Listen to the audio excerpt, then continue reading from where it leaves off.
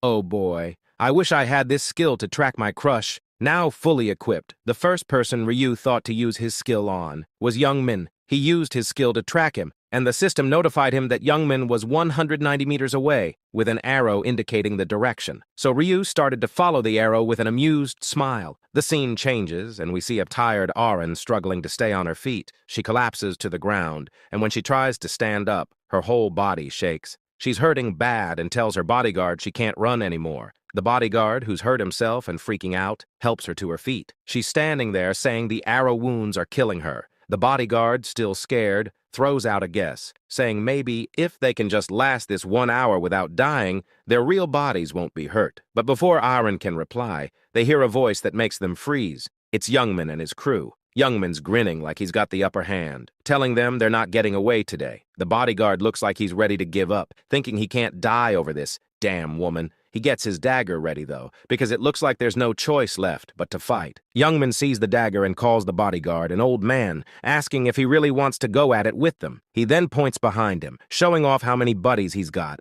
and asking the bodyguard if he's blind not to see them all. The bodyguard yells out, full of anger, wanting to know why Youngman's doing this and what he's going to get from it. Youngman just smiles that creepy smile and says he's going to get something really good, leaving them both shocked. Youngman continues, saying that he will take the woman behind him. As he's not interested in men, he can leave, and he won't do anything to the bodyguard. Youngman only wants that woman who looks like Auron, the actress. Then, Youngman's buddies, eyeing the woman who looks just like Auron, didn't care whether she was the real deal or not. In this world, where they can feel pain, they figured they could also feel pleasure, so they wanted to have some fun with Auron. Hearing this, Auron was struck with fear. Then Youngman tried to make a deal with the bodyguard, saying if he handed over Auron, he could walk away without a scratch, and they'd return Auron unharmed after they had their fun. That way everyone's happy, he said. The bodyguard was torn. If he'd known they were after Auron from the get-go, he would have ditched her and saved his own skin. He was in this for the money after all,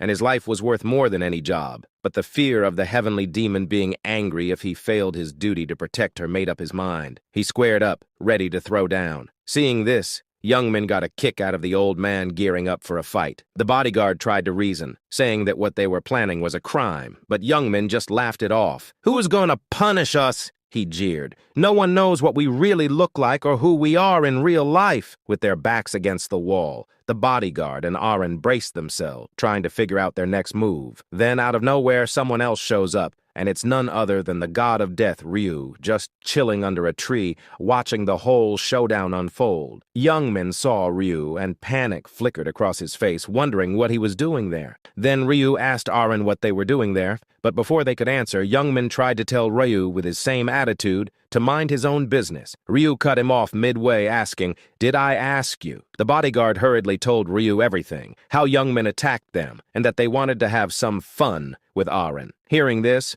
Ryu glared at Youngman and asked if this was true.